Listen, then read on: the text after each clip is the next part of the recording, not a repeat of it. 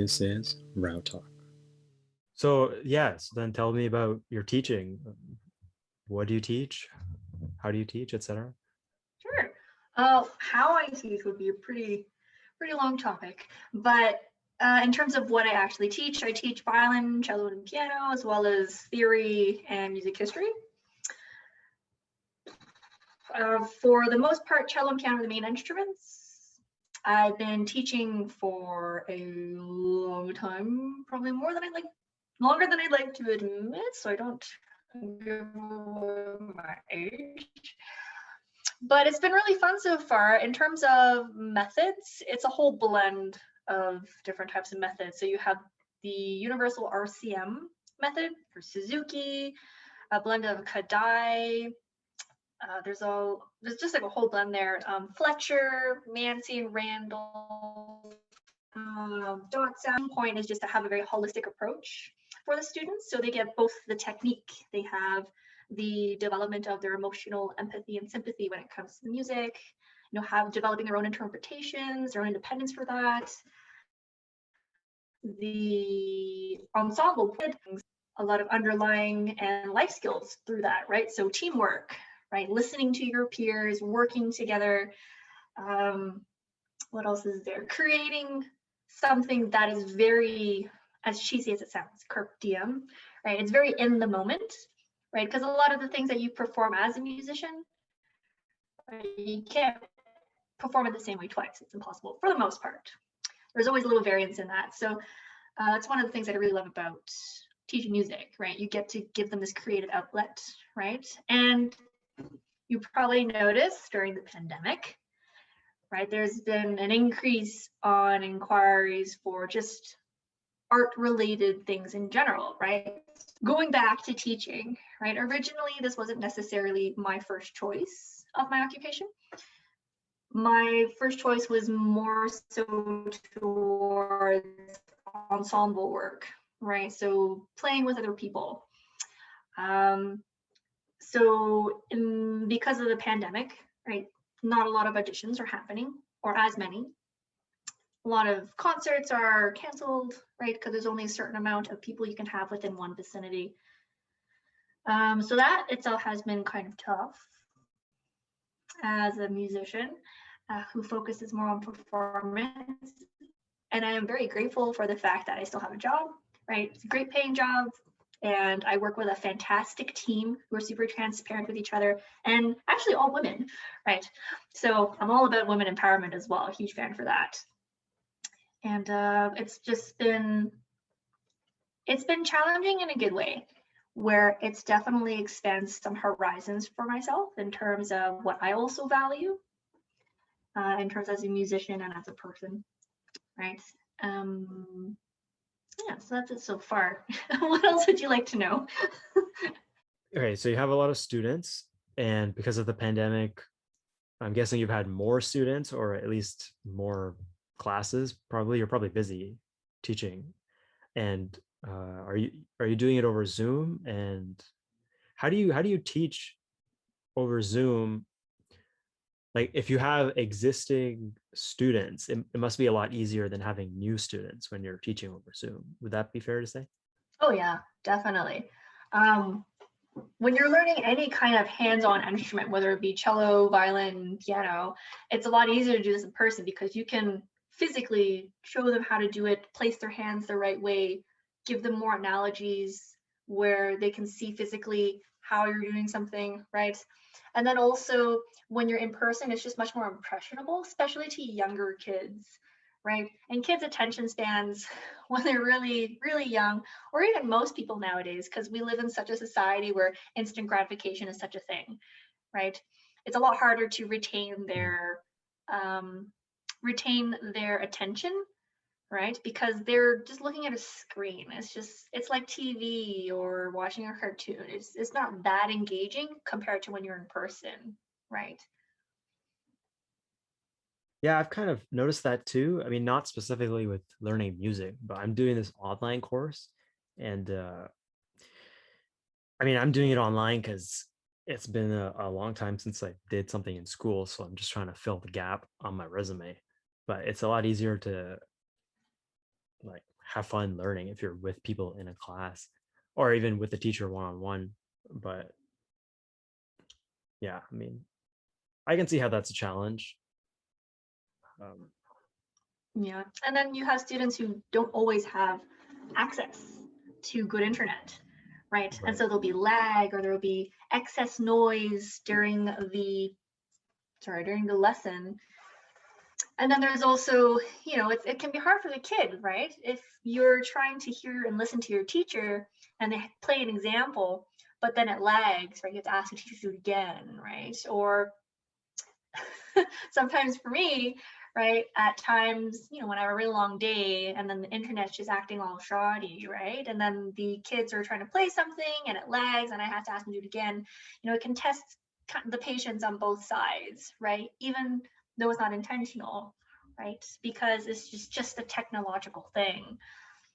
So definitely in person is just so much more beneficial, especially for younger kids. Older kids, it's not as bad.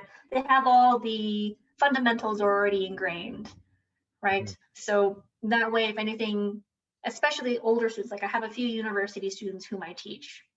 Yeah. And if anything, I can just give them more conceptual analogies or concepts for them to chew on, right? Whereas if you say those kind of same things to a kid who's maybe only done a year of piano or so, or a year of cello, they won't necessarily fully grasp that. They may have an idea of what you mean, Mm. but if anything, it's much more straightforward and hands-on as a teacher for younger kids to be much more beneficial in their lesson. So I'm curious, just generally, as far as your students go, um, for like how many of them are students for like people who want to, I don't know what I'm trying to say. I'm trying to figure out, how many of your students come with what kind of purpose. Like for example, I play the acoustic guitar just for fun, so every now and then I'll try to learn a song and play along. So I'm not trying to become really good at it for performance. So do most of your students come from for performance, or it's just a hobby they want to pick up? Um, you have an idea of what kind of reasoning they come to you for? That's a really good question. There's a variety, that's for sure. Most of the kids who start really young, you don't want to approach it as a very structural, well, there is structure, but not as formally structuralized. Like, for example, if you have a student who's preparing for the RCM exams, right? So, say that usually pertains to, like, say you want to go to university to do music, say you wanted to play violin and you wanted to do violin in university and be a performer, right? You want to be that good. Then you would probably have to have a structuralized format for going through different levels, right? And then going through each exam for each level, right? And things like that. For the most part, at least myself, when it comes to kids who just want to learn for fun, we, or as myself, want to create a structuralized plan for them, so an independent education plan for these students that include technical things that will help build their foundation as a musician. So learning how to count, right? Knowing the note values, what's a pulse, right? Things like that. But then, we throw in a bunch of games, we throw in a bunch of pieces they would actually like to learn. So for example, I have a student who's really into Twilight. So I had the pleasure of arranging Twilight repertoire for her. Or I have another student who is insanely obsessed with Minecraft. So I had the opportunity to arrange all these Minecraft pieces for him, right? Yeah. So it, like every individual person, right? Or student, teachers cater to each and every one of them, right? Having an individual plan for each, which I might just subtly add in there that teachers are really underappreciated for how much work goes into that. So, Hmm. but yeah, so it really depends on what the kid wants. And they may change their goals partway through. There may be one student who wanted to learn just for fun and they realized they really have a knack for music, and then they realize, you know what, I think this is what I want to do for the long term, so let's do some exams, let's do some actual serious music stuff, right? Or it could be vice versa, where they started off in RCM being very structurally graded, right? And then partway through, it just kind of kills their motivation. It seems more like a chore. So then we might just back away from that. Just take a break, do fun things, right? Because the most important thing for me as an educator is to ensure that the kids stay inspired and that they really want to do it, right? So they have a goal, right? Because if you tell your kids and remind them to practice every day, and you consistently have to remind them in a way where it's like a nagging chore, they're not going to want to do it, right? It's like if your parents say, hey, can you go mow the lawn? Chances are you might not feel that great about doing it. Like, say you were going to do it, but then your parents asked you in such a way, you're like, okay, yeah, I don't really want to do it anymore, but I'll do it because they asked me to, right? Mm. Right.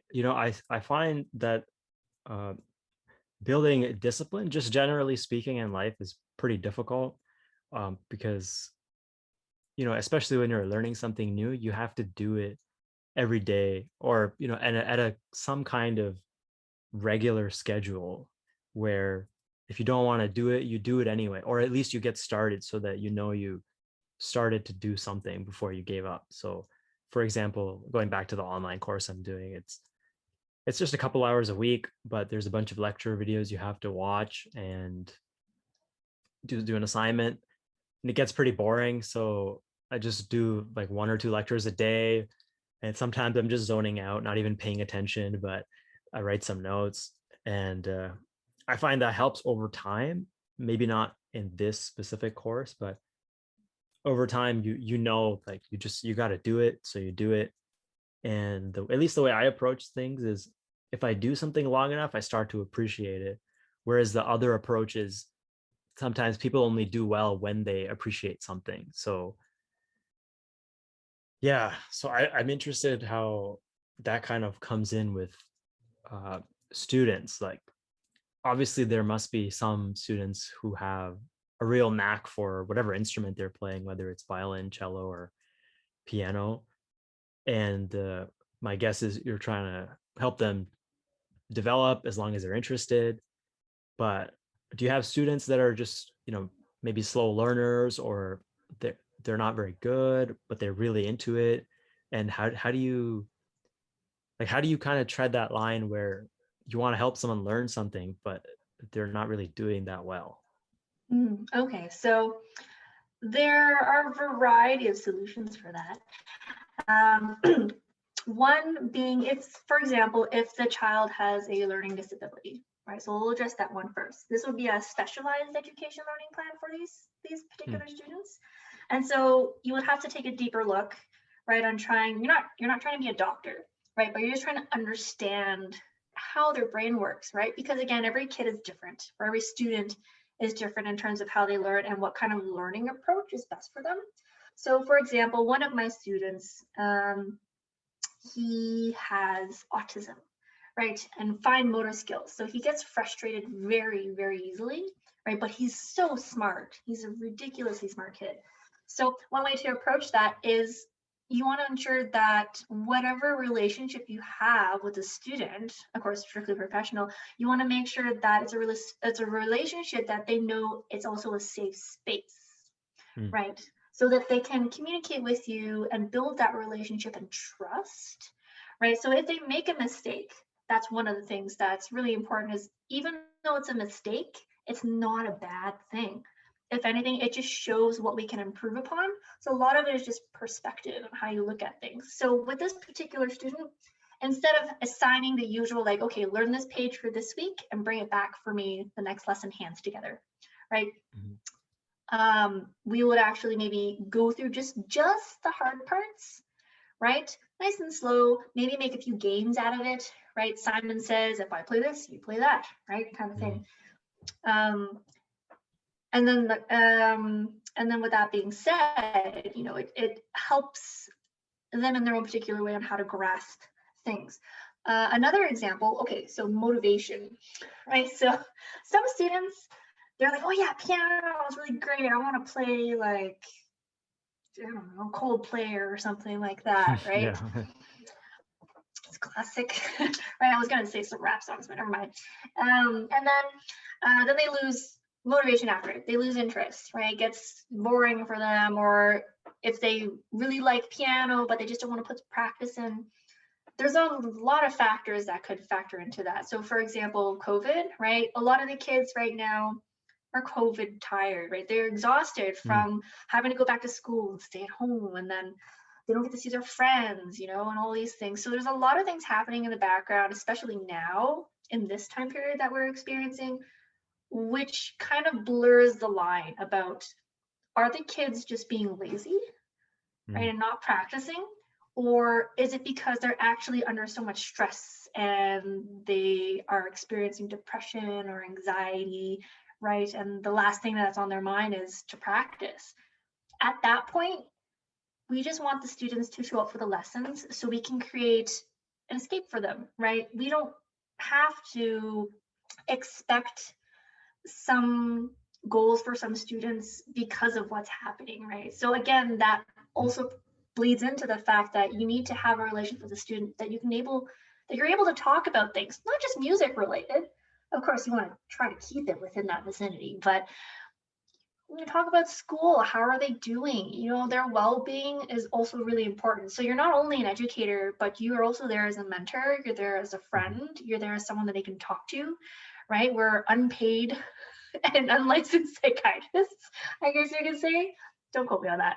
But you know, it's just really important just to be there for them, right? And I find that with all the teachers I've had, they've all done that for me, which was why I was able to keep up playing, you know, cello for 25 years, right? That's a long time, right? Mm-hmm. And I could have dropped it by 10 or like 4 years after that, but because first of all, I have a passion for music, right? And then second, I'm a very expressive person, all my hands going around Hmm. and stuff like that, Yeah, right? no doubt. And so I feel based on how I was taught and all these morals and life lessons I got from it, just from being a musician, if I can pass it on to my kids, not my kids, but my students, even if they end up quitting piano or cello by a certain year, right? I know for a fact that those skills that we have taught them in their lessons will actually stick with them throughout their lifetime, right? So, for example, building empathy or sympathy, speaking up for yourself, right? Giving your own opinions, teamwork, you know, and then also music is such a beneficial activity that's probably, don't quote me on this, but there has been many studies, right, that it's one of the only activities that actually utilizes both hemispheres of the brain simultaneously. So as the kids are growing, they're building all these neuron pathways that connect both hemispheres of the brain, where it has been proven kids are a lot smarter, right? They have better memory retention, you know, all those things. And so like I said, going backtracking now, when it comes to different methods on teaching kids, again, you just have to have something my dad always told me that really stuck with me, because he was also an educator and on the school board Mhm. before he retired. And what stuck with me is that he says, when I teach my students, I talk to them like this. I Mm. don't talk to them like this. I see. Yeah, you're talking to them as equals for more or Yeah, less. right. You treat them like they're their own person already. Of course, if they're like 3 years old, then no, it's a little different. But you know, it's like, we expect you to have this piece ready by next week, and they're only 3 years old and have like no concept of what's happening. Right? Yeah, what is next week? Is that Yeah, yesterday? exactly, exactly. So it's quite an adjustment, actually. So, for example, I would have one student who's 4 years old, and then the next student will be a university student. So I also have to I had to learn to change my demeanor, right? Going from, Oh, interesting. okay, yeah, let's try that one more time. Oh, make sure you use your thumb for that note. And then I suddenly have to change and be like, okay, so this phrase here, you wanted to exemplify what he's trying to express, which during this lifetime for him, when he wrote this piece, is when he was dying. So, you know, Wow. That went from 0 to 100 real quick. Oh yeah. So there are moments that happen like that, right? Wow. So yeah, when it comes to different kinds of kids who are either unmotivated or not that good, as you said, or not as interested, but their parents are forcing them to go, you just have to try and find ways to keep them interested in a sense where they can feel progress, right? Mm, And another thing to acknowledge, which is also another life lesson I find that a lot of kids need to learn, even adults, right, is that progress varies in speed, right? mhm, And there will be times where it feels like you're not making any progress at all, which we would call a plateau. But then even during those plateaus, there are very small increments of progress, right? mhm, Even spending time working on the same thing, but you feel like you're not getting any better, but your brain is actively trying to understand why it's not working, or at least yeah. you would hope your students are thinking that way, right? Which is practicing Mhm, self-inquiry. So that itself is also a really important thing for them, or at least a very important factor that you want teachers to try and ingrain in your students, that even if you feel like you're not getting somewhere, there's still progress being made. The fact that you're just engaging your mind to it, right? mhm, So that's the same thing when it comes to students who are not that good, right? You can give them pieces that are a little easier, but focus more on what they're trying to address in terms of what to improve upon, right? So let's mhm. say for piano, their pinky finger has a tendency to like stick up all the time for tea time, right? Except it's piano time, right? So maybe you work on a really easy piece that just works a little more on your pinky, right? Same principle for cello playing or violin, right? Um, so yeah, that's my spiel for Oh, those kind wow. of situations. That's cool. Are most of your students younger kids or are they like older? It's a variety, that's for sure. I have Oh, okay. adults who are in their 50s. I've had Oh, students in wow. their 70s before. I had one Wow. student before a long time ago, and he was in his 70s, lived alone, his wife passed away, and he had really bad arthritis, but he was really inspired to learn how to play cello. And, for me, that's very inspiring to see, despite the fact that it was difficult for him to play because of his arthritis. But the fact Mm. that I could give him inspiration to try something new and to keep going, and he'd see the progress, and he went all out. He would like get a mirror, because a lot of the times I tell my students, Oh, for strange students, grab a mirror or like a really dark screen right from your TV or something so you can see yourself, because that's going to be your best teacher when I'm not around. So he actually bought a mirror, and for him to have the right idea in terms of seeing his bow on the string to be straight, he actually put the mirror on a ladder and tied it where it would tilt towards him. It was so precarious wow. and it was so dangerous. But he's like, yeah, I could see it so straight, it's so good. And then I see him in his next lesson, and there it was. His bow was really straight, right? So there's students like that, despite all of the hurdles and the challenges that come their way, they still manage to persevere. So it was really inspiring for me to see that someone could start something so late, but like I said, it's not too late. Even if it is late, it's not too late, right? Mm. Then you Yeah, have, you know, like the yeah, big, no, right? So, no, I feel you because it's like those are some of the most inspiring things that I like to see. It's or not like to see, but things that inspire me is people doing things. I don't know. It's just like if it's too difficult, but you want to do it, you do it anyway. I don't know. That gets me going. So it's nice to hear that story. So teaching is really important to you. Then you're if you're making individual plans for each student, more or less, that's a lot of involvement and a lot of prep work. So, oh yeah, I a lot of mean, unpaid work. well, um, that's and I yeah. think if any, sorry, go ahead. No, no, go ahead. It's fine. And I think the reason why I'm pretty meticulous about this is that, first of all, it came from my teaching degree, right? So one of my degrees that I have was specializing in French and music education, right? So there was a process, right, to do things. And when I did my placements, actually teaching the kids, the teachers would expect a very detailed lesson plan, right? So this time to this time, this is what you're going to say, this is what we're going to do. These are some of the responses the kids will have. This is how you're going to branch off of that. And then by this time, you'll do this time you do task C, and whatnot. And then you'll have your goals, right? What do you want them to learn from this? What are they going to take away home? What's the homework they're going to have, right? What are some things you need to address for next lesson that happened today, right? So that kind of bled into how I teach now, right? And then also the fact that the other teachers who are also part of my team are just as meticulous, if not more, right? So that also pushes me to want to do better. And the thing is, I'm giving my time to these kids. I'm teaching the next generation. So I want it to be worthwhile, not only for myself, but for them as well.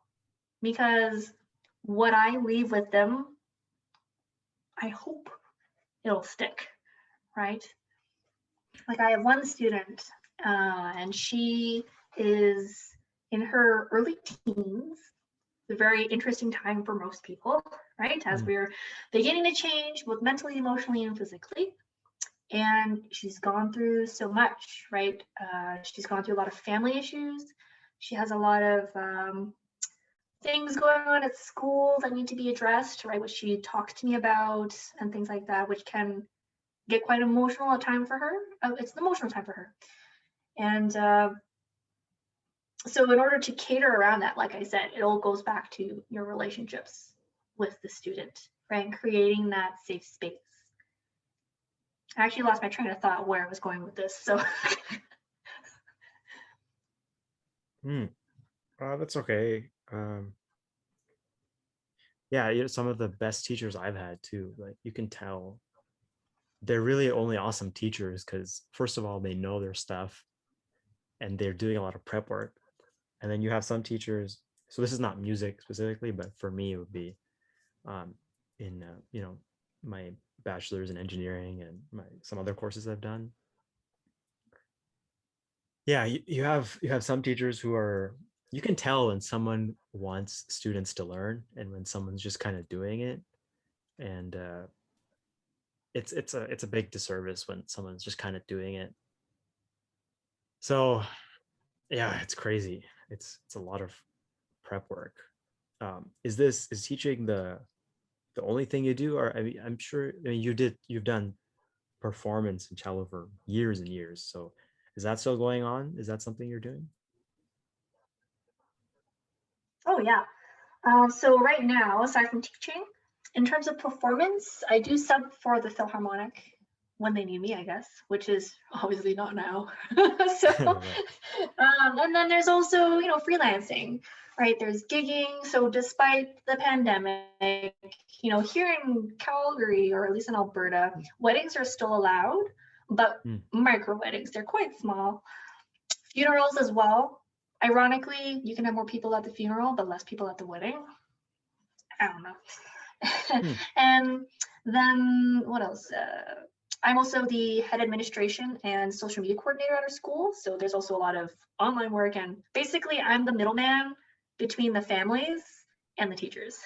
So it gets pretty busy sometimes, especially during the re-registration period, which is technically right now.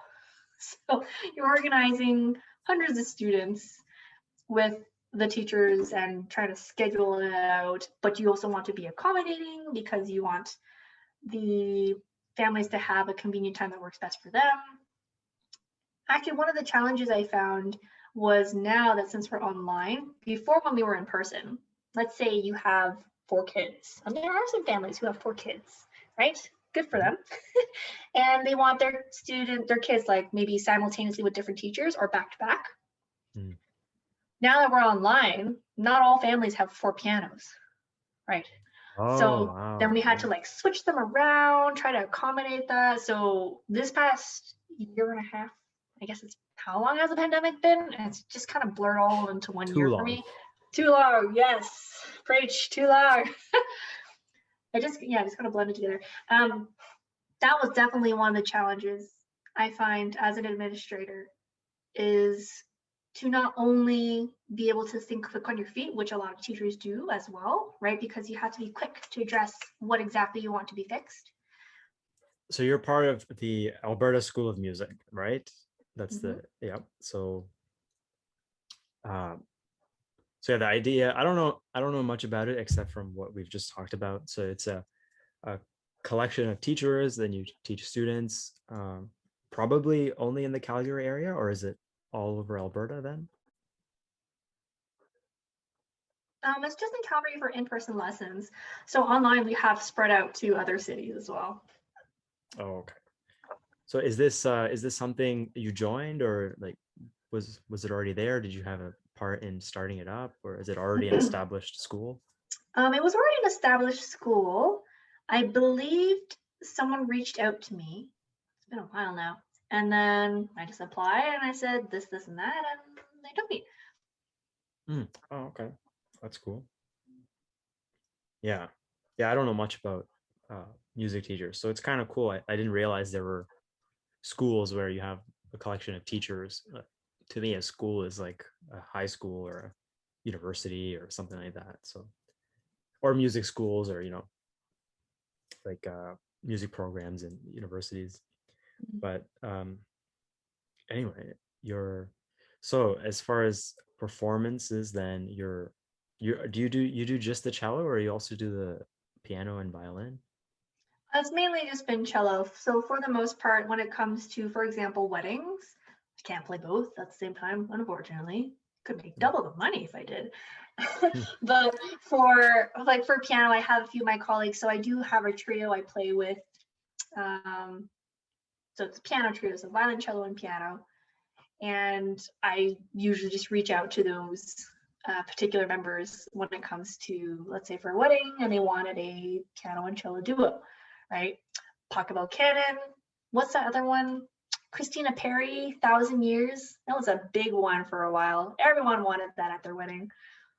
Oh wow. So people then they request what songs they want to hear, Oh right? yeah, yeah. So what I would offer is I do have a very extensive list of repertoire that I do offer up front when I have my clients inquire about it. And so if they see that their song isn't there, then we can just transcribe it, right, for whatever instrument they prefer. So we have solo cello, duo, right, which can vary between violin and cello and piano, or two of both, depending on what the client wants. Your trio, and string quartet, right? So the larger the ensemble, and if we don't have that piece and it's not transcribed, it's not available for transcription online, then we actually have to physically, write it out or listen to it and just put it in our music writing program, so like MuseScore or like Staff or whatever. Um, but yeah, I've had some interesting requests before. I had a video game inspired wedding once. That was fun. We played Legend of Zelda, there was Kirby. That was very nostalgic for me. Mega Man. Oh, Mega Uh, Man. oh Wow. yeah. That's We're talking that's old going, school. oh yeah, way back. That's awesome. Hmm. So, I mean, this might be a silly question, but um, funerals versus weddings, like songs are obviously much different. And how does it work? How does music work at a funeral? Well, it depends on the client, right? So, for the most part, unless the client has a very specific request, for example, like my parents already told me what they want played at their funeral. So, I'm Oh, like, walk on wood. But, you know, um, for the most part, if they don't know what kind of music they want at the funeral, I just tell them to give me a description of what kind of ambiance or what kind of atmosphere they'd like, right? So do they want something more nostalgic, laid back, or lamenting, or do they want more somber or sad songs, right? And if they really don't know, I'll send them like a short list of a particular mood or an atmosphere. I'll tell them to listen to a few of them and then say, yeah, this is what I want. I'm like, okay, then I'll just elaborate on that list with that same kind of feeling, right? oh, okay. Hmm, interesting. Yeah, I haven't been to a funeral with music, so that was yeah, I didn't know that was a thing. Yeah, for most funerals that I've been to, um, just as a like a general thing, most of the time there aren't live musicians, Hmm. right? If there are, it's usually at the reception. Right. Yeah. Right. Right. Hmm.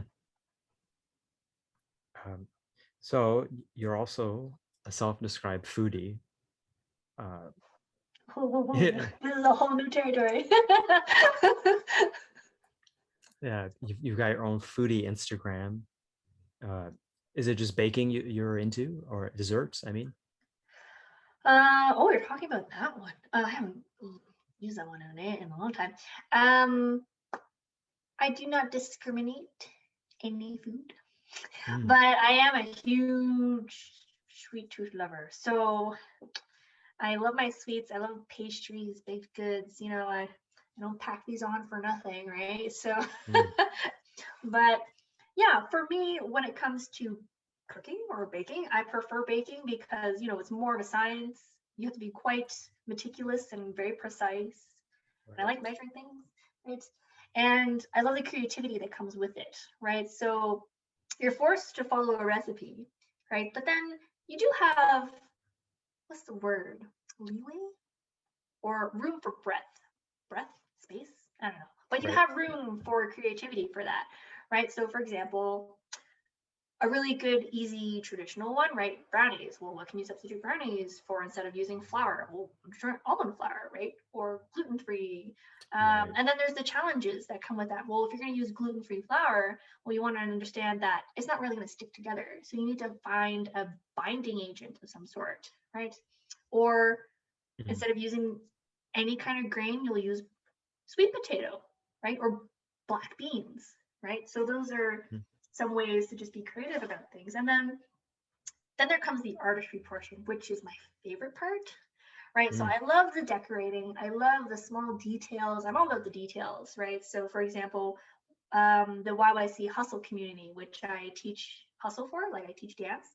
mhm. So one of the events we had pre-COVID, right, was a Christmas event, and I baked this giant cake, and I was just going on a whim, right? So I had no idea what I was doing. So that's another thing about baking, right? Trying new things for the first time without following recipe, which is very likely to end poorly for the most part. But then, if it does end poorly, what can you do to salvage it, right? An Mhm. example for that: my friend once made a banana bread, and she didn't like how it turned out, so she was going to throw it out. But I was like, no, don't throw it out. Let me see what I can do with this. I made a sorry, phenomenal bread pudding.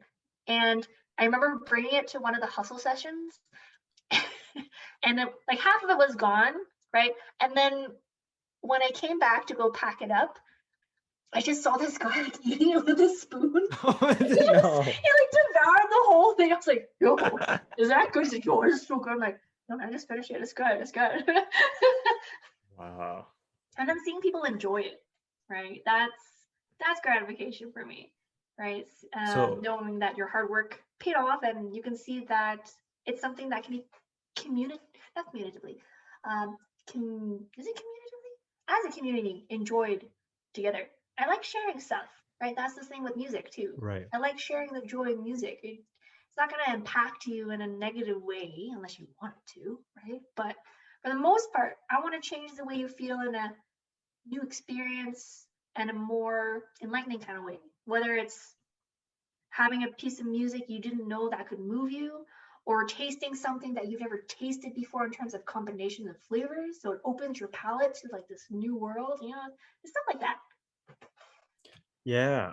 So, okay. So, two things. First, I like sweets too, but two dentist checkups ago, I had four cavities, and I've all but cut out chocolate since then. Oh, And you don't that makes brush? me real sad. No, no, I do. I just do it poorly, apparently. So, Wait, wait, but that wait. was two trips ago. Wait, do you And use a manual brush or do you use electronic? well, hey, that's the thing. So 2 trips ago, after I got that result of 4 cavities, I had to switch up my whole brushing game. I went from manual to electric. I flossed twice as often. Now I'm doing it almost every day, maybe like 5 or 6 times a week. And I've avoided eating like chocolate, or if it is chocolate, I don't chew. I just kind of let it melt. Um, so I mean, all these things worked because when I went for my checkup and cleaning maybe last week, I had no cavities, nothing. Everything looked good, and the hygienist was saying, your gums aren't even bleeding. I know you're flossing. So, uh, I got that win. And Good job. but you don't. But as a lifelong sweets lover, you don't have cavity problems then? I've had cavities in the past, but I am pretty meticulous with my teeth because I only have one set and I have less teeth than the average Joe. So I can't afford to lose any. So after I eat sweets, for the most part, I usually brush my teeth or floss right after. Same thing after every meal. Wow. I also can't stand having things in my teeth. It Yeah. it just drives me nuts. Like I'm just like the whole time, and I can't focus. I need to get it out. So if we ever go to a restaurant and I eat, so I don't know, something that's really stringy, if it's in my teeth, it's really hard for me to not focus on that. Unless, Okay. I'm a couple of drinks in, then I just really don't care. But So the other thing, the Great Canadian Baking Show. Have you seen it? Oh It's so yes. good. Am I right? I had a friend of a friend who went on there. Um, yeah, that's quite a show. It's fun to Who watch. was It's it? so crazy. I actually don't remember his name, Oh, but I know there was like I know him and someone else from that show like got together. oh, Um, what? Oh yeah, my goodness, that gossip. Wow. I don't know where's the tea, but yeah, it was really cute too, right? Because they both love to bake, and it's just like it's such a sweet story. It was such a sweet story. Huh, get it? Sweet story. Wow. Anyhow, um, but yeah, no, I'm a big fan of baking shows, cooking shows, whether it's Master Chef, Hell's Kitchen, Chopped, all those stuff. Like I'm a big fan of these, and it's so inspiring to see how fast they work and how meticulous and methodical they are, and then the artistry that goes into it. I remember there's this one, oh, I forget what the show was. It had to do with Gordon Ramsay in there too, but it was a blind chef Hmm. and she won, right? Because she What? based everything on taste. I know it's mind blowing. You're gonna have to look at it. I think she's Vietnamese, but yeah, she was blind. She's a beautiful, beautiful soul. And it was funny because her audition was a type of, I think it was catfish, I think, a steamed catfish and rice, right? But she couldn't get the rice in time, right? But you could tell like everything she's touching, right? She tastes everything. She cuts it by herself, right? There's someone there to guide her, right? Because it's an unfamiliar place, but they'll show her where the pots are, or they'll show her where the stove is, or where the ingredients are, right? So she does it all by herself.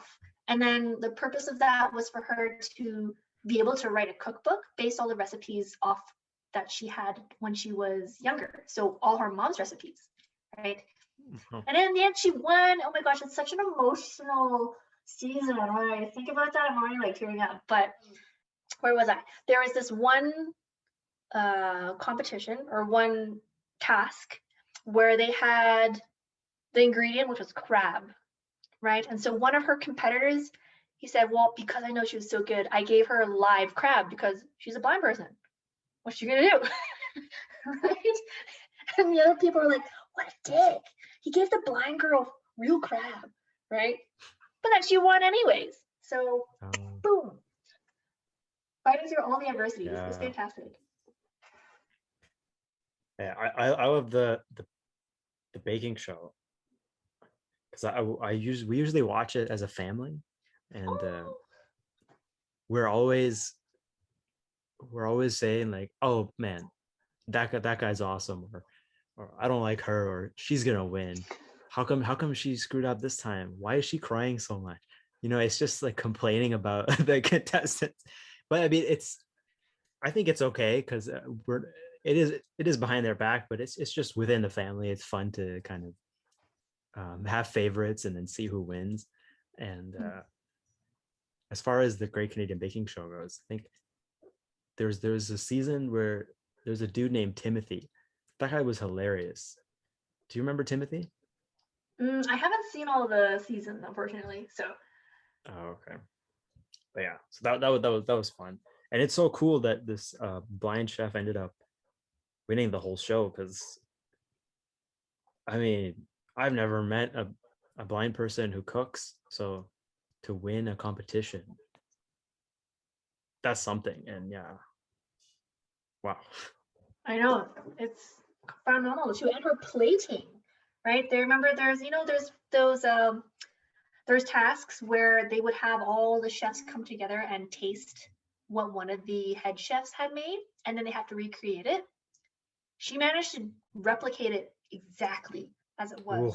even all the way down to the plating, because they gave her a plate to like touch and taste, Oh, right? Because okay. she has to touch it, right? She's blind, but Right. she just she just knocked it out of the park, and I was like, this is insane. Wow. That's cool, man.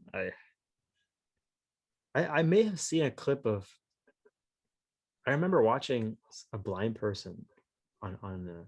I think it must have been Hell's Kitchen because that's what it feels like. Anyway, that's a cool story. Um, yeah. So I don't know. Other than so okay. So let's just recap. So teach you teach music. You perform. You do gigs. You love to bake.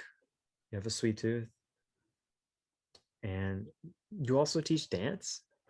Yeah. Okay, I saw one of your videos at YYC Hustle. You posted it on Instagram a while back. Uh, it looked like it was some kind of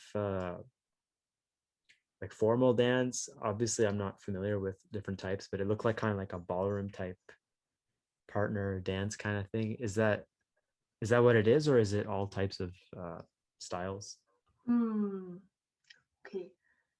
So based on my perspective and just mine alone, because there's some debate about hustle, right? So I learned it the traditional way, which is it's a it's a Latin dance, right? It's salsa basically, but it's the street version, right? So what it is, you have two people, right? You have a follow and you have a lead. It's 2021, so they can be either gender, whatever people relate to or identify with, and it's literally their role, right? The follow follows the lead. The lead leads the follow into different moves, and the follow reciprocates, right? So the fundamentals of it is being able to count to three. If you can count to three, you can dance. If Okay. you can put one foot after the other, you can dance. It's fine. So there's two slow and one, two, there's two quick steps and two slow steps. So you have your right foot for the follow, right? You have and 1, 2, 3. That's the pattern. And 1, 2, 3, and 1, 2, Okay. 3, right? Lead is the same thing, but it's the opposite foot. So your left goes back and 1, 2, 3, and 1, 2, 3, right? Right. And it's first and foremost, my opinion, my my opinion, first and foremost, a social dance. It's a partner Hmm. dance, right? Right. And the point is to connect, to create this moment, right? Very much like music, right? It's all improvised, right? Because I mean, the lead may have like a pattern, but the follow doesn't know that, right? So you're creating this moment of connection between two people, which I think is just so beautiful, right? There's just something about that you just can't replicate, right? That isn't art related. Same thing Mhm. with music. If you have two people playing together, a cello and violin, or two pianists, right? They're never going to perform the same way twice, right? There's always creating something together. There'll be moments where you just savor, right? And it reflects the music. So based on my very, very limited knowledge, of Hustle. I did a lot of digging. I actually went to talk to a lot of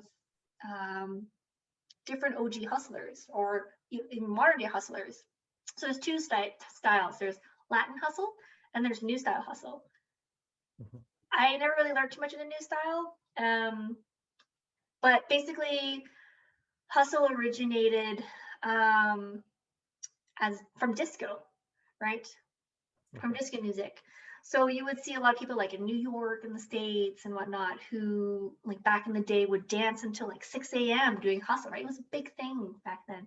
And it was only within this past, I think maybe decade, I'm not too sure. Don't quote me on that, that it really rose up in popularity because there had been a few people who have been so adamant about projecting it into the younger generations where it would expose it and inspire people to learn it, right? Because back in the day, it was kind of like an old people dance, right? Mm. Now it's much more mainstream, which is great. So you see like groups in Poland, you have people in Russia, Japan. Like I went to Tokyo and I met up with the community there and they're fantastic, right? Vancouver in Canada, probably one of the biggest hustle scenes you'll ever see. So Oh, if you ever get a chance, when COVID is over, of course, and if it's still running, it should be. It's the Vancouver Street Dance Festival, right? And that okay. happens in the beginning of every August. And they have, oh my gosh, I cannot wait so we can go back in person and do that again because it's just a vibe. It is just a Oh yeah. vibe. You can't help but want to dance. So if you go to Robson Square, that's where it happens, right? So you have showcases, you have classes, there's competitions. It's huge. You have thousands of people coming through here and from all over the world, right? It's international. It's crazy. And man, it's just, when I first went, I was just so overwhelmed by such vigor, energy, positivity from such an amazing community, right? And you have all these like friendly battles and stuff, right? So you have preliminary rounds and you have like semifinals and finals. Oh, and when it gets to the finals, oh, you better hold on to your hat because it gets so hype, right? Because it's everyone in Robson Square where that skating rink is, right? And then you have like the competitors, and then you have like the MC who's super hype, right? She's like, yo, can I get a bum, bum, bum? Can I get a woohoo? And all that stuff, right? And oh, it's just such an infectious, positive. Oh, I can't even describe it, but I can't ooze enough. Like, I don't know, I can't rave enough about it because it's such an experience, right? So Mm. if you have no knowledge about dancing, doesn't matter. Just go and have fun. Go and learn something. It's okay to learn something new and feel awkward about it. It's just like riding a bike for the first time. It's gonna feel really weird, right? Until you get used to it. And then gain enough experience for hustle, and then you can start experimenting. So you learn these standard moves first, right? So there's things called like the it could vary by city, right? Because we all have different names for things, but there could be like the the wheelbarrow, right? Where you have two people here and they open their arms a certain way and then they switch places, right? And again, you're always continuously moving, right? That's another thing for hustle. You're always moving in some form or way or another. There are moments where you can pause, play with things, right? But there's always a sense of movement somewhere. Even if when you're pausing, like you're dipping someone, you still have a little bit of Yeah. motion there, right? Or you can feel the beat of the music coming through that, and then you come back, right? So I haven't been teaching too long. I've only been teaching since maybe like a year after I moved here, right? So maybe 2019-ish, Mm. 18, no. Oh no, wait, I moved here earlier than that. When did I move here? I don't remember. I finished my degree 2018. So that was 16, 2000, so 2017-ish, I guess. Okay. But of course, the community here in Calgary is smaller than other communities. So we've been trying really hard to build that up. And we did have quite a number of people, right? But now, COVID, and we don't necessarily have a space for it right now because we can't be indoors, right? So Right. a lot of dance communities that involved a lot of partner dancing have suffered a lot due to COVID.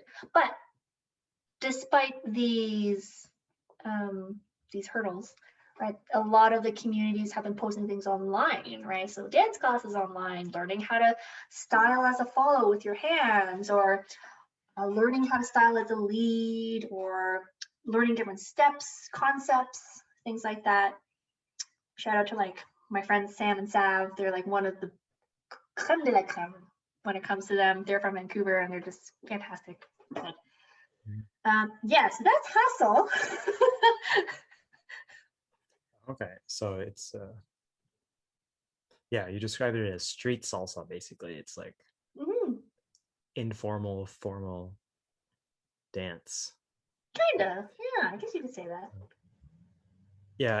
Yeah, when I did my bachelor's, I took hip hop classes in 2 semesters, and then I took a ballroom. Ooh. And the ballroom was interesting because it's all dependent on the partner. Like you have to kind of do things together. And I don't really remember much. All I remember is you have to stand like this or something like that. You just like your shoulders have to be over upper body. Yeah. So yeah.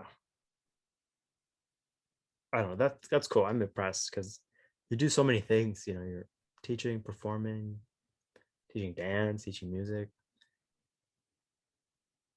Yeah, you must be super busy. So,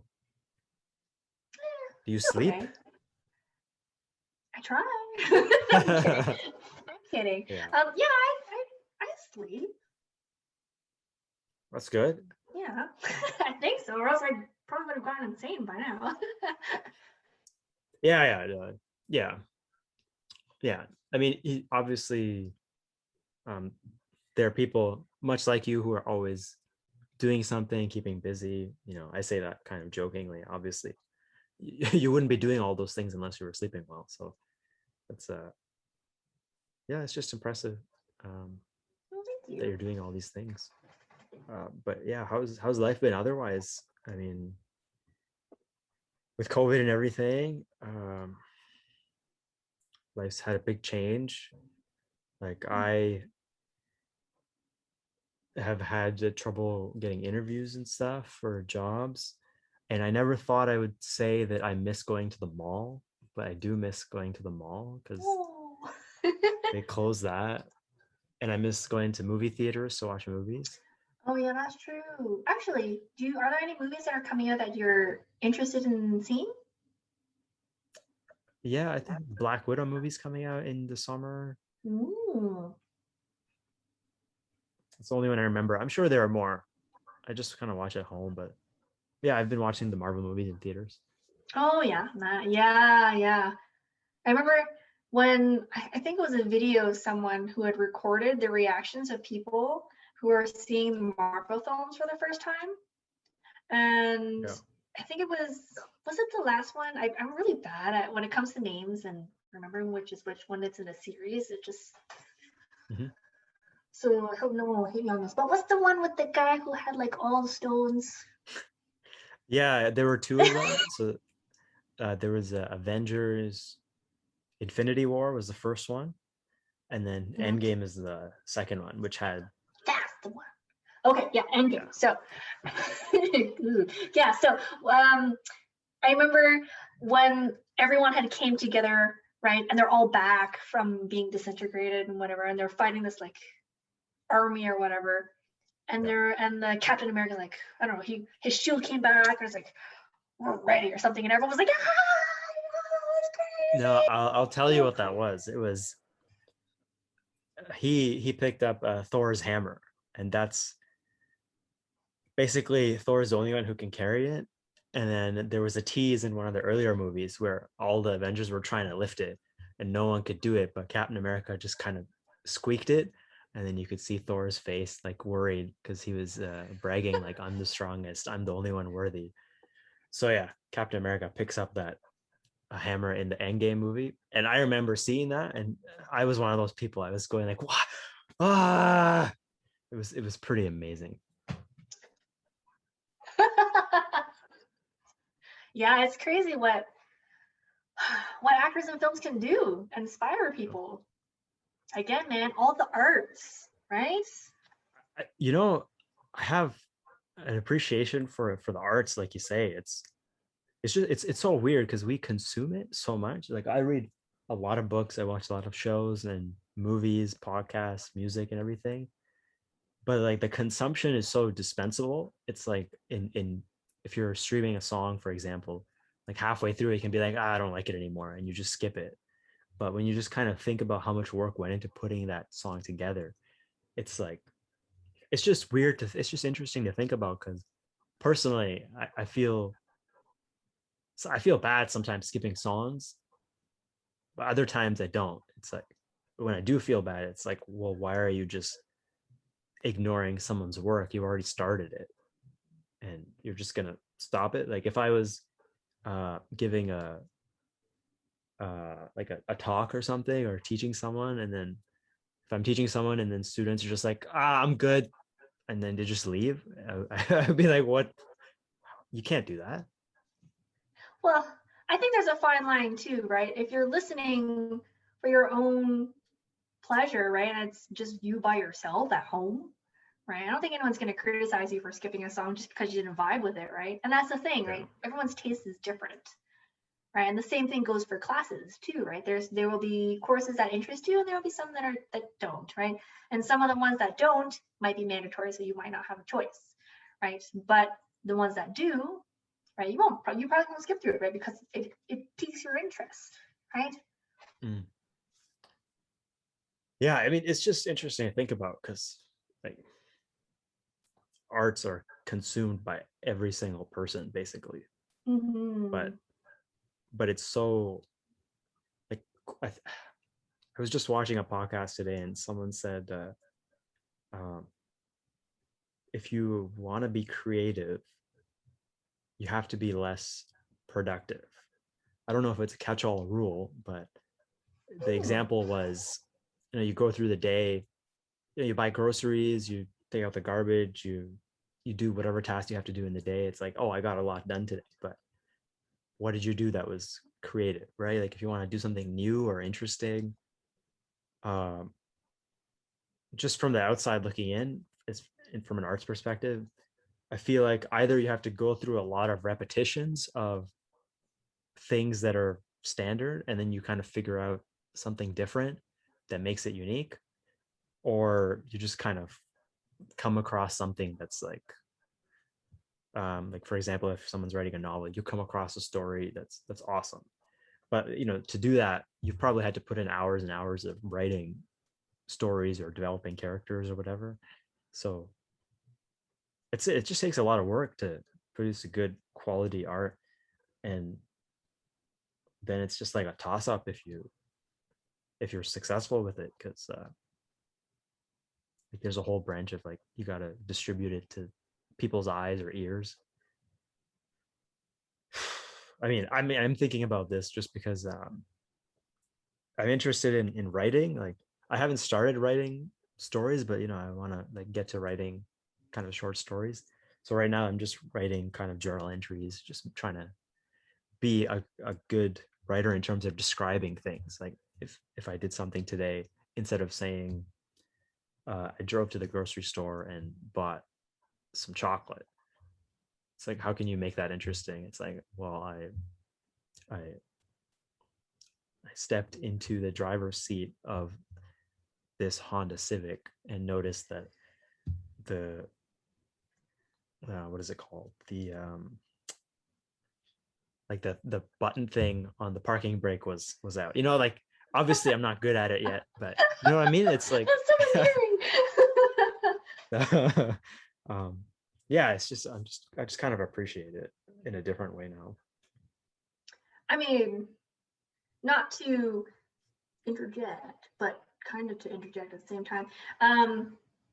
One thing I found interesting with teaching, right, is especially when it comes to understanding pieces of music, I would always have my kids describe the piece of music, right, in order to understand the character better, right? And I would tell them, even if it sounds really exaggerated, I want you to find me 3 words that describe this, right? And it could be a piece that's, I don't know, super linear, right? Linear sounding, right? A lot of the same notes, not too much variance. There's not a lot of different Mhm. volume variations, right? So I will tell them, well, put some in, put some volume variance, what we call dynamics, right?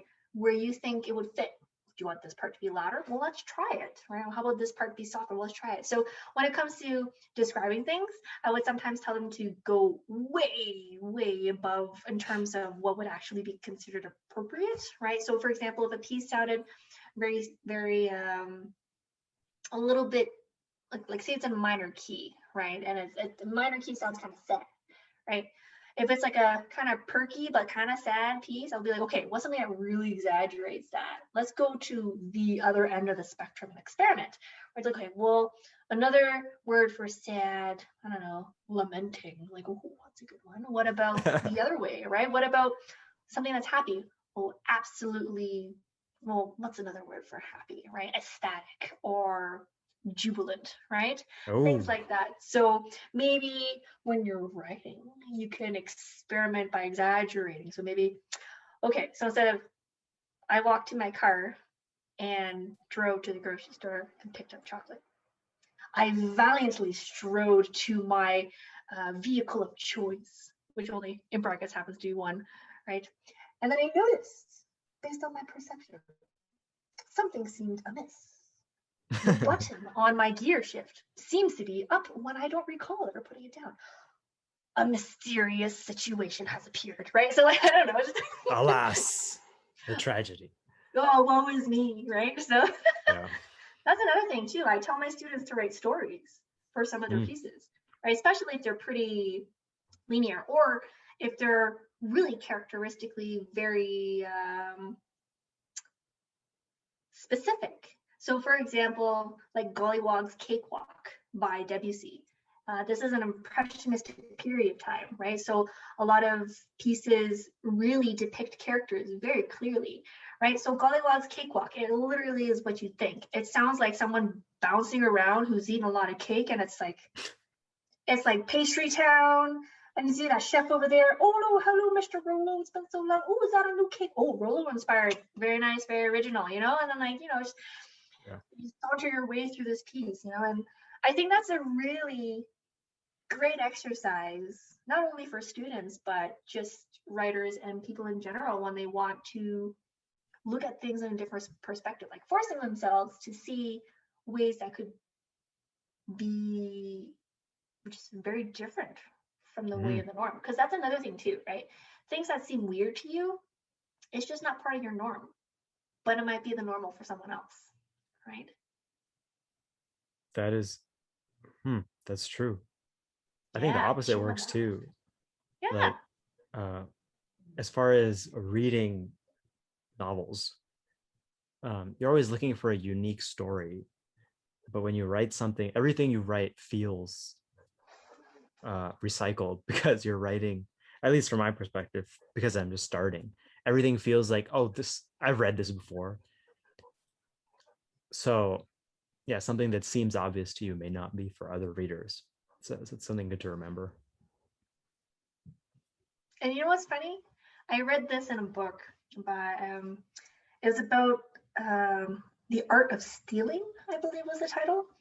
And there was a quote, I forget what it was, the exact words, but he says, um, it's something along the lines of where original artists never, there is no such thing as original.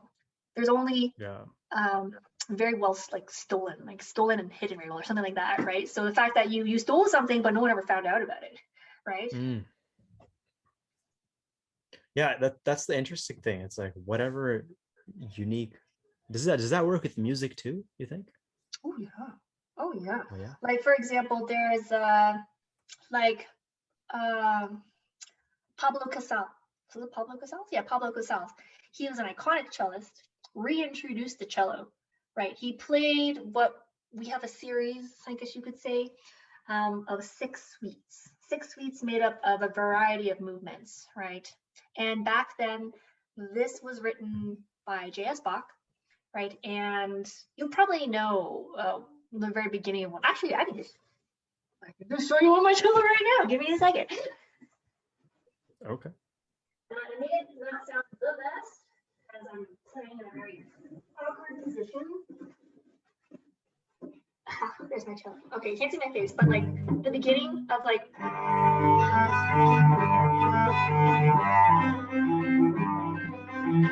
that one. Yeah. Yeah, so like that's a really popular one from before. But Yeah, I feel like I've heard that before. yeah, right. It's like the cello song, right? So he It's okay. introduced these pieces in such a way that they weren't heard as technical studies that help improve your technicality as a musician, but he introduced it in a way where it was music, right? And so that actually increased the popularity of cello. But the thing is, these things have been played before, but it was just interpreted in a different way. So it's the same thing when it comes to artists, I feel, right? A lot of the time, they'll take something, they'll kind of play with it, kind of like a Rubik's Cube, you know? Like, oh yeah, so this previous person did this and that, but like, what if we just did that or just changed one thing and kind of ran with it, right? Mhm. Or like, Yo-Yo Ma. Everyone knows Yo-Yo Ma, right? And when he played this week, Yeah, he's the cellist from Arthur. yes, he's a cellist from Arthur. And so when he played Yeah. that same series, right, his interpretation was it was just so lyrical, right? It was much more musical in the sense where it sounded like someone was singing. So again, that also increased the popularity of cello, right? Everyone wanted to learn a cello. And then also it put him on the map, right? So again, same pieces, same notes, just different interpretations, right? So again, he is Mm. in a way stealing something from someone else because of admiration, but then turning it into something of his own by just adding like a few little twists here and there, right? So it's the same principle I find for writing. You have very similar plot lines, like Korean Mhm. dramas. They all have the same plot, right?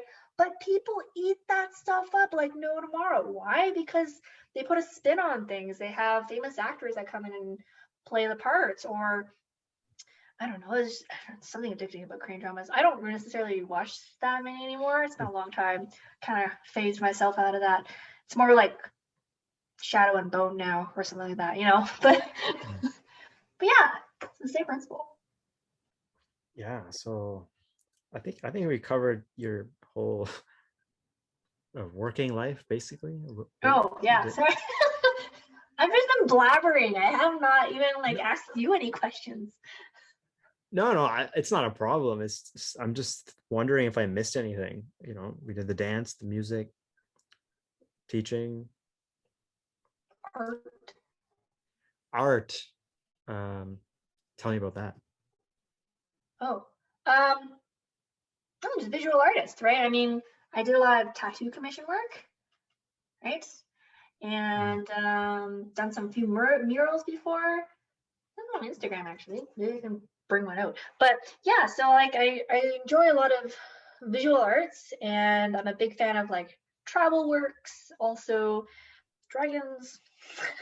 Might be a little stereotypical of me, but I've always been a huge fan since my last name literally is the character for that, right? Mhm. Let me see if I can find one here just as an example. Hopefully it's not too unruly to look at, but oops. Let's see. Wow, I need to clean up my Instagram. It's been a while. Um, oh, hey. Now I'm embarrassed. I don't know if I want to show you these. um, Actually, no, that looks a little too aggressive. Maybe. Okay. For example, this was a tattoo I did for a friend. Oh, there we go. Oh wow, okay. Yeah, so it's a It's a hummingbird. bird. Yep. Yeah, Okay. it's a bird. It's a plane. And then there was another one. I'm not sure if you remember Carmen, Yes. but I did. I'm not sure if she got it done or if it was for her friend. I can't recall. But it was a revamp of a tattoo she saw. Yeah. So this was like a seahorse. Kind of blurry, but Mm. Oh yeah. there you go. Oh, that's better. Yeah. Wow. Okay. Yeah. And then That's now I'm nice. blurry. Okay, now I'm refocused. But oh, and then that Myron has one actually. I did a commission for Myron. Was his guitar. Do you remember that back in high school? Oh wow. I don't remember seeing this. That looks. Awesome though. That dragon looks like the dragon from Dragon Ball Z. Just saying. I love Dragon Ball Z. Ah, yeah, there's the inspiration. And then like I've done like henna and a lot of like tribal works on like previous. Wow. Did you put that on that back or is Yeah, that wow. I like guys with broad backs. Then I can draw more. Yeah, it's more optimal canvas space. Mm-hmm. But yeah, there's been like lots of that kind of stuff. And I remember when I was on tour with the National Youth Orchestra, and we were in Lisbon, Lisbon in Portugal. And there was yeah, here it is. I did a partial sleeve on a friend where it was just like Oh, okay. dragons, but it's all henna. Right, right, right. So are you drawing these and someone else is tattooing or do you tattoo as well? Oh, I just designed them. I've always wanted to get my license as a tattoo artist, but it was never practical. Yeah. And for me, when I focus, I don't know, because some tattoo artists can go for hours, right? A couple hours. For me, I'll be spending like maybe 1 hour staring at my page, just really focused, and then I'll look up and everything around me will be blurry. Oh, wow. Okay. Yeah, so I didn't think it was practical, but I do love drawing. I definitely got that from my mom. So Yeah, no, your designs are awesome. They're so intricate and I don't have that patience. I see something intricate like that, I try to recreate it and then I draw one line in the wrong direction. I'm like, I think I'm good. yeah, I think it's just a matter of persistence too, and well, not perseverance is a better word, I would say. Yeah, I mean, I feel like you need some kind of connection to it. Like the only things I I can do for a long time is just kind of chat because you get something out of it. I'm sure it's like that with music or whether it's music or dance or um, visual arts or any kind of digital art for you. It's like just the process of doing it is something worthwhile. And obviously, drawing is not that for me, so that's why I quit real easily. Yeah, Do you but take? is that Oh, sorry. something that Sorry, go ahead. is that something that is that something that has been like that forever? It's just like whether it's dance, music, or arts, it's just something that you're into, and like just the process of doing it just kind of is rewarding in itself. Yeah, I mean, I've always been a very artsy person. There's a joke within my immediate family that my brother took all the left brain that was available in the womb, and I took all the right. I mean, he's also very creative, but he is much more analytical than I am, and he approaches things in a much more mathematical manner, where I'm much more emotional based, as yes you could say, where I'm much more heartfelt about things, and I wear my heart on my sleeve, and I'm very transparent. I'm not very good at hiding emotions. So if Mhm. I'm having a crummy day, you'll probably know. So I try to, like, for example, I try to do my best when it comes to kids, especially, right? Because they don't deserve to see that side of me because they did nothing wrong, right? And Right. they're here to learn, right? And they're here to gain a good experience from this. So, um, and I would say that when it comes to the arts, it's always been an emotional outlet for me or an extension of myself, right? And a very good way for me to express myself. So when it comes to music, right, I feel a lot of it, right? And like there's so much about it. Same thing with arts that I think it has to do with your own personal development and how you perceive a lot of things, Mhm. right? So let's say, for example, like what's a good example? The Swan, right, by Camille Saint-Saëns, right? Everyone knows that one. It's a famous cello piece. Everyone wants it at their wedding. It's part of his series of Animals at the Zoo, right? And it's just like this long, beautiful singing cello line with the piano, just with kind of like the water that's kind of flowing under the swan, and it's just gliding across the water, and you just want to capture that elegance, that peacefulness, right? And the harmonies itself. There are moments where the tension of the music just like tugs at your heart. You know, it's like in films, right? There are emotional moments. Oh yeah. It's probably going to be a cello playing, right? It's pretty Interesting. interesting. I I noticed will that. I'll keep an ear out for that. Yeah. Huh. Emotional, sad moments, right? I noticed in more and more films nowadays, people are using cello for that, right? And violin for like shrill horror movie moments. I don't know. It's just like, Yeah. and then no one cares about viola. I'm just kidding. We all love viola. One of my best friends is a phenomenal viola player, and she's in Curtis. And it's like a 2% chance of admittance, and she's out of this world. But going back to arts, I guess in general, I don't know. It's just much more in the moment for me. You know, I've had an experience when I like, I don't know, 2014, I think, with my brother. My family and I were in Fiji. I'm not sure if you read that post a while back. I don't think so. Oh, okay. So this was yeah, I think 2014, I think. And I had gone to Fiji with my immediate family because it was my cousin's wedding.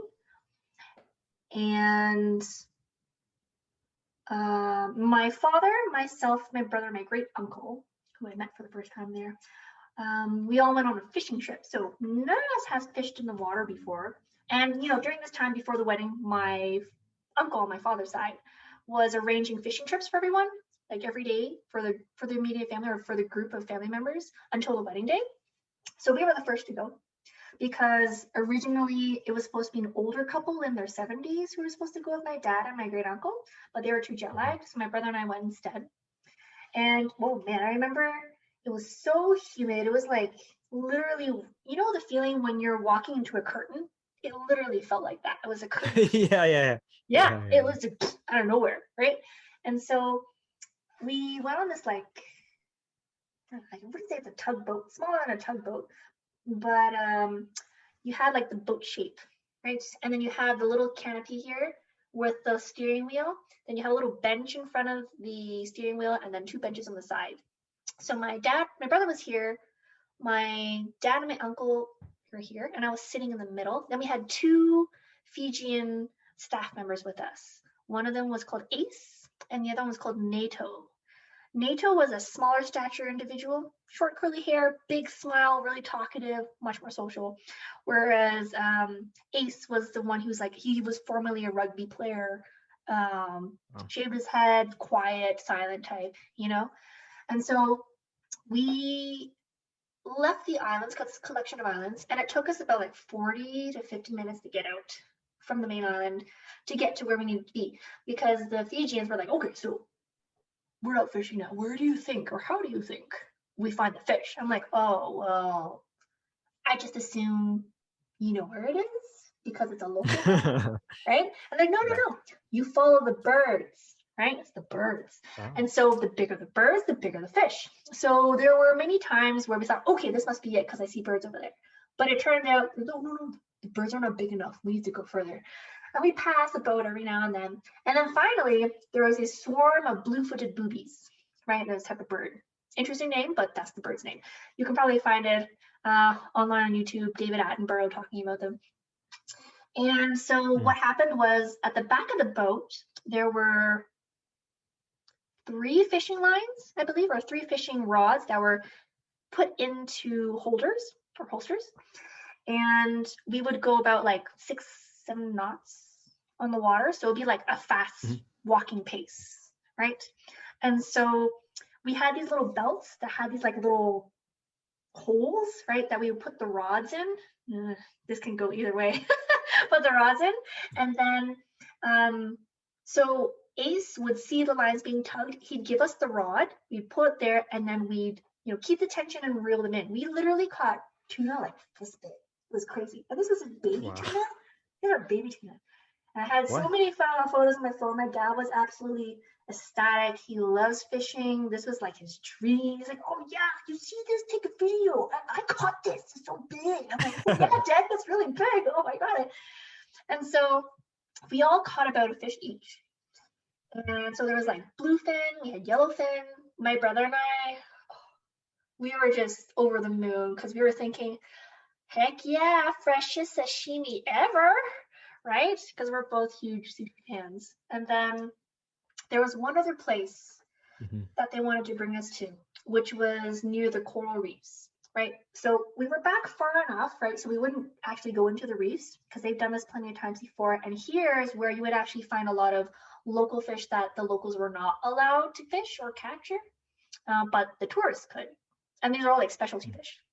So the boat was parallel to the waves. The waves were coming this way, but was here. And we were all facing towards the shore, which was still very far away, a couple kilometers.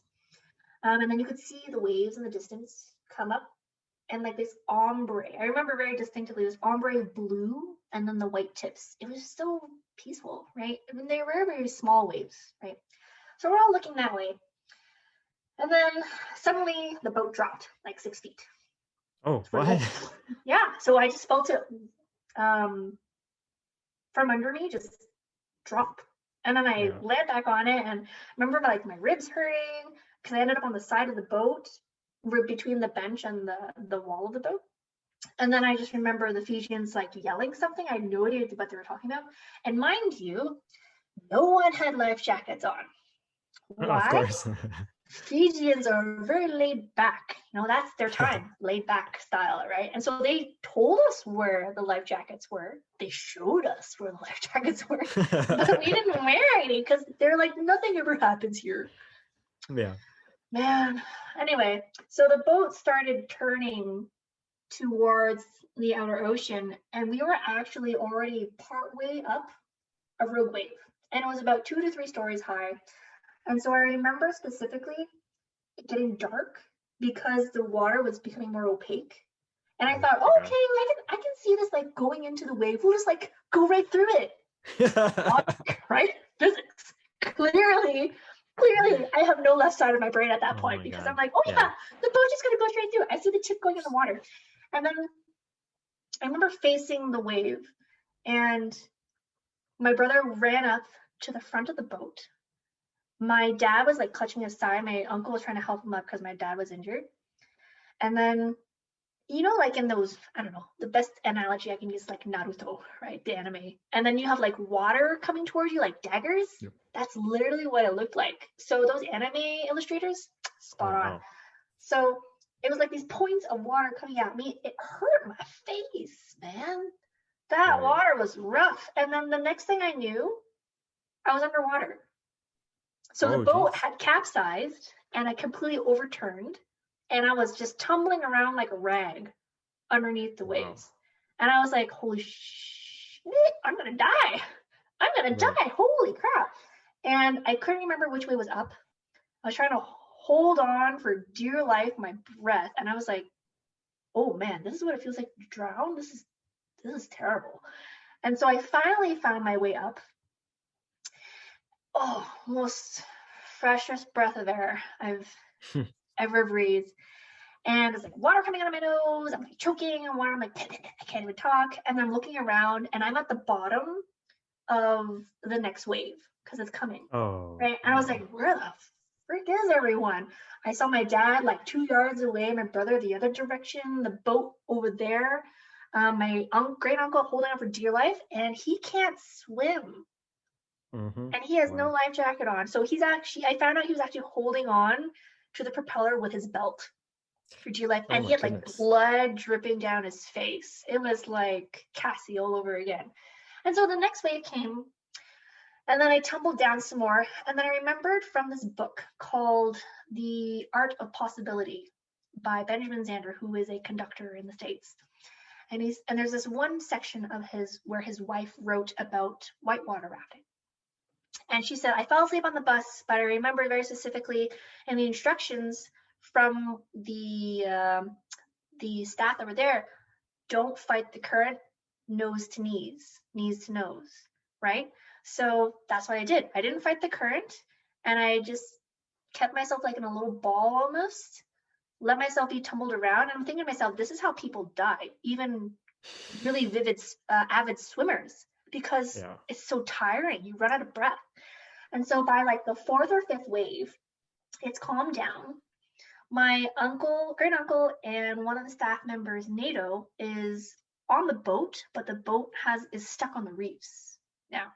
And then he's trying to go down and get the life jackets, but he can't do it because the waves are too rough. And then my uncle, great uncle, is just lying on the boat, blood just dripping down the boat, and he's just unconscious. And then my dad, my brother, and Ace and myself, my dad actually managed to hold on to the fish bag. So there was Okay. a little bit of buoyancy, just a little bit. So it's kind of Yeah. like those mats you get in gym class, right? So Ace was like, swim to your dad, swim to your dad. I'm like, oh, I don't want to swim to my dad. And thank God it was tropical waters, or else we would have been dead because we had to swim for 3.5 hours toward shore. So imagine the What? islands are here, we're over here, and the current keeps pushing us this way. So we're swimming Oh against my the current God. and trying to get to the island. So we actually managed to get to a floating restaurant called Cloud9, I think. You can find it on Google Maps. And when we were like screaming help, help, or whatever, no one could hear us. We had two choppers pass over us and they didn't see us. It was so disheartening actually. And then I had no idea if my dad had broken his rib, whatever, because he's like, I can't yell, I can't breathe, blah blah blah. My brother was unscathed. He didn't even lose his phone, which is a miracle for some reason. But it Wow. was like beyond repair, right? Yeah. I lost all my crap. My dad lost his PR card and everything. It's crazy. Um, and then by the time the boat saw us, we got on board. I remember my nose being like a leaky faucet. And for some reason, like the people who were there, the tourists who were on that restaurant, they're just taking their time, right? Paying, oh, I forgot to go pay something, to go back. And they're all like partially inebriated, right? Mhm. And so we finally drive back to where my uncle, my grand uncle, and Nita were, and they're like, "Oh my God, you should have just left. This is clearly more serious than us paying for our bills." I'm like, "Yeah, but like we could, because the Mhm. island is just so heavily relied on tourism, right?" And Right. so we finally got back to one of the islands. We actually had tourists who were doctors come look at us because the health services there were just so slow and low staffed, like very low staffed. And so we left at 8 in the morning. We didn't get back to our hotel until 1 or 2 a.m. So my dad ended up Okay. having like one of his muscles get lodged in between his ribs. And I had a concussion and a gash from a propeller blade on the back of my head. And then my brother was on scath. He actually walked back to our the place we were staying, this particular type of hotel. And I was like, "Oh yeah, how was fishing? How'd it go?" He has no sandals, by the way. And he's like, Right. so our boat capsized. And then my great aunt, she was like so pale when he said that. He said, because she's like, Uncle Bart can't swim, right? Mm. You can Mm. imagine the dread you'd feel if your partner is out and you know the boat capsized. So turns out he got scalped. It was like that. Oh my Something scalped him. God. He needed like, I don't know how many, 50 something stitches, 80 something stitches, I'm not sure. There's a photo of it on my on that post. It was a nice big U scar. And but he's fine now. And it was hilarious because the next day he emceed for the wedding. He was fine. Such a tough cookie. Okay. That guy But is a savage. oh yeah, but with that being said, this whole story, right, kind of realigned and reprioritized a lot of things that were important to me, right? Including just living now and giving what you can now. It's important to plan ahead for things, but not to the point where you're not living the present. And as cheesy as it sounds, like Kung Fu Panda or whatever, you know, that's why they say today is a gift because it's present, right? Um, Oh, yeah. yeah, so it's very much, I think, that has been ingrained in me. Not even then, but like even before that when I was younger, right? Just being expressive and expressing what I feel, right? I remember I noticed this too over time that I do this a lot when I'm playing Hmm. cello. Just a lot of this. I don't know what happens. Um, and the thing is, like, at that point, you're just in this world when you're performing these kind of music pieces or these stories or these letters that composers are writing. It's just you and that composer. It's just you and the music. And it's like what writers say, you're just in this bubble, right? Hmm. And nothing else really matters anymore. It's just that moment, the now. And for me, that makes life a lot more enjoyable and a lot more plentiful, right? Both in a positive and fulfilling kind of way. And that's the biggest thing for me, as I want to be able to do things that feel fulfilling, right? I don't want to be stuck to a 9 to 5 job that I don't enjoy, right? Even if it paid well, right? Um, and that's the thing about music and art, right? It's not like you're a doctor and you create a pill, and then if you distribute that pill and there are repercussions because something went wrong with the dosage, you're screwed, right? You're going to affect a lot of people in a very negative way. Whereas music doesn't do that, right? People interpret it for their own, but the point is for music is to share it, right? And to create diversity and create different ideas and different perspectives on things, right? Hmm. So I think that's why I've just been so inclined to be living this kind of lifestyle, even if I'm not a millionaire or making, I don't know what my friends make, which is like, I don't know how much they make per hour if they're doctors or whatever. I never really bothered looking it up, but at least for me, I know I'm doing something that's positively impactful for the community and for the next generation, and it feels fulfilling for me. And if I were to die tomorrow, I would be okay with that because I know I did good, right? And I could die peacefully with that in mind. Well, that is a good way to end it, I think. Sorry, I totally rambled that one. My bad. No, it's all good. It was a great story. Um, I'm gonna have to listen to that back because now that I know how it ends, it's gonna be a better story if I can see how you're setting it up. So anyway, it was really good chatting with you again. Yeah, I mean you're busy, got a lot of stuff going on. Keep it up. I mean, it seems you're enjoying life. So what more can you ask for?